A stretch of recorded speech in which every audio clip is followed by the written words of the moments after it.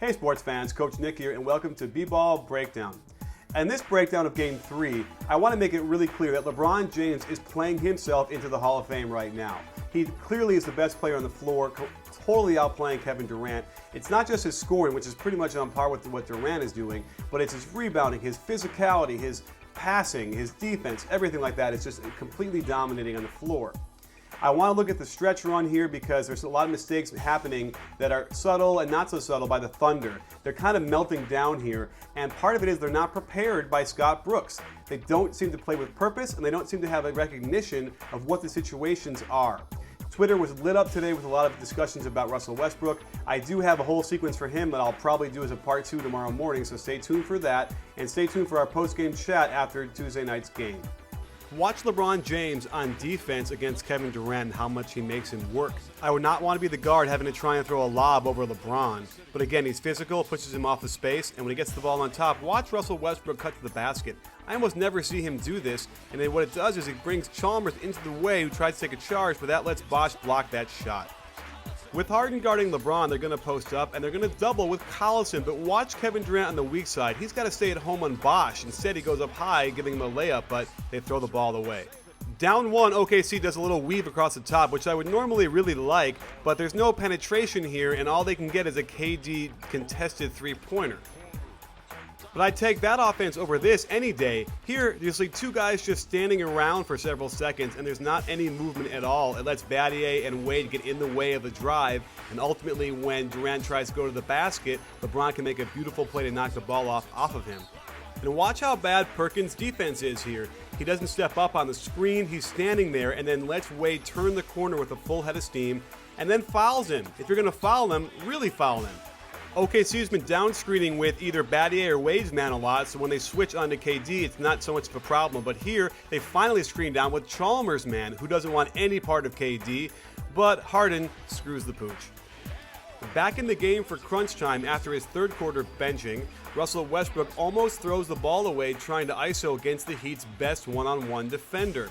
This throws the whole offense off, and now the shot clock is ticking down. Durant is walking back and not getting in position, so now Harden has to take matters into his own hand.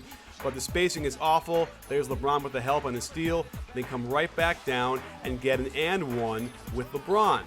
They finally get it right with Chalmers' man, Sefolosha, doing the pin down for Durant, and watch, Chalmers doesn't really step up enough, and Durant nails that shot. Great. It's beyond me why Kevin Durant wants to wrestle with LeBron James down there. He should be getting multiple screens and using his speed. Instead, he tries to post him up against an immovable wall that's 260 pounds. And on the move, he's so slight, the littlest bump, it's not a foul, makes him miss. Inexplicably, the Thunder defense doesn't sprint back into position and know where the ball is. Quick offense, top screen and roll, and Perkins is way behind the play. Beautiful finish by LeBron. Here's some silliness that can cost you the game. Chalmers decides to take Harden, and that makes Battier have to take Sefolosha in the corner. And guess what? Wade isn't really paying attention running to Sefolosha. So no one picks up Westbrook. That means Bosh has to get him. Westbrook is right in the lane, gets the ball to Perkins, who gets fouled and makes both. Now here's where you think maybe the Heat are going to crack themselves at home. Sefolosha almost steals the ball there, cuts him off beautifully, and then gets another steal with his long arms and does a reverse dunk on Dwayne Wade. We now have a game. The Heat are going to have to execute down the stretch to take it from the Thunder because they're not going to give up very easily. So the Heat wisely call a screen and roll with LeBron James for Dwayne Wade. But watch this. There shouldn't be a cross here. It only serves to bring Westbrook into the lane to get in the way, and it only lets Dwayne Wade bail the defense out with a long jumper that misses.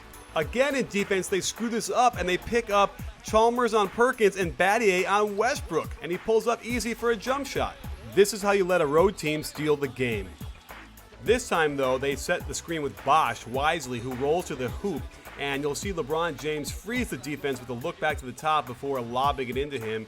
Great position at the rim, and they have to foul. So the Heat finally doubled Durant off this pin down. Perhaps they were saving it till the end, and it works beautifully because it takes them out of their offense. Watch how Battier and Bosh work perfectly together to rotate over from the weak side and force the miss. So here's the big play, down by 3, and there's no organization. They don't seem to have any kind of purpose or run a play out there, and instead, Russell Westbrook almost takes a step back 3. Now let's look at this for a second. On that pitch, he could turn the corner with a lot of space and get a good shot, but instead he shoots it. Now, who do you want to shoot this in the clutch when you don't have to shoot a three-pointer here? Is it going to be Russell Westbrook, who shoots 32%? Or maybe it's going to be Durant at 39%, or Harden at 39%, or Sefolosha at 44%. That's right, you don't want your fourth best three-point shooter jacking up that shot. As a point guard, he should know that in that situation, he should drive and kick and let those guys shoot it. Otherwise, he should be getting something going to the basket and maybe free throws. This is more of a criticism on Scott Brooks because his team isn't organized and doesn't know how to play these situations. Here, you just got to play defense, not be all over the guy to the point where you're going to foul him at half court. The players need to be prepared to know this.